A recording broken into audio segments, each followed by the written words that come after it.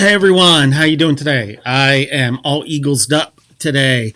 I got my Eagle shirt on, and I'm going old school. I got the old school logo here, the old school shirt. I'll say you. See, there's the old Kelly Green. So this is what the birds look like when I was young. I'm not really on to talk about the birds today, though. Although I'm excited about the playoffs this weekend, but I just want to give you some thoughts today. So I always assume, like I say, that people listening or watching this video are on all kinds of levels as far as seeking God or where they are. I'm a Christian. I'm a Christian minister, so that's the perspective I come from. But I realize not everyone comes from the perspective that I do. So I just want to talk about something very simple today.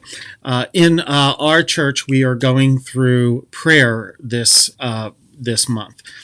And prayer is a very important part of our lives. And we even find this in the secular world, where more and more people are realizing the value of slowing down and breathing and thinking about spiritual things or thinking about something beyond themselves. Well, the prayer that's probably the most famous prayer is some called the Our Father prayer or the Lord's Prayer.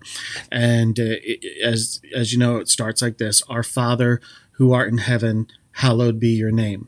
Most of you know that prayer. You've heard it before. So I want to talk today. Last time I came on, I talked about the word Father. Today I want to talk about the next phrase, hallowed be your name. And there's an interesting contrast here. Jesus first says, when you address God, address him as your Father, that you have a relationship with God, right? You have a connection. You're already starting with a connection. You're not looking for a connection. You're already starting with a connection. Now, the next phrase is this: hallowed or holy be your name. Now, the word holy means something that is altogether separate. We also get the word, a great Christian word, sanctification, something that is sanctified, something that is set apart. So, for instance, if you have a religious article or you have something that's very special, you set it apart.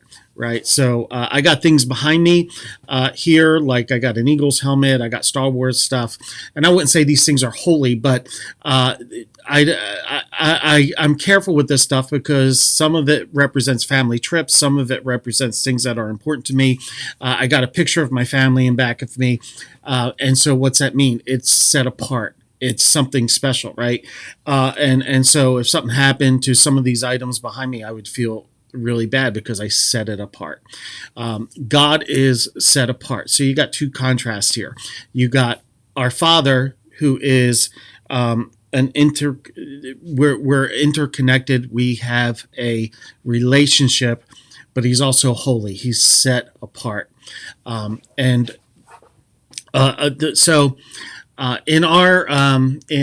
my world of Christianity, I'm on the Pentecostal charismatic side.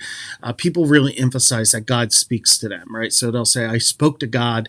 And sometimes it gets a little weird, I'll be honest with you, because they'll say, God said this to me. And I said, God, what are you talking about? And they'll just get real kind of flimsy with it, or real careless.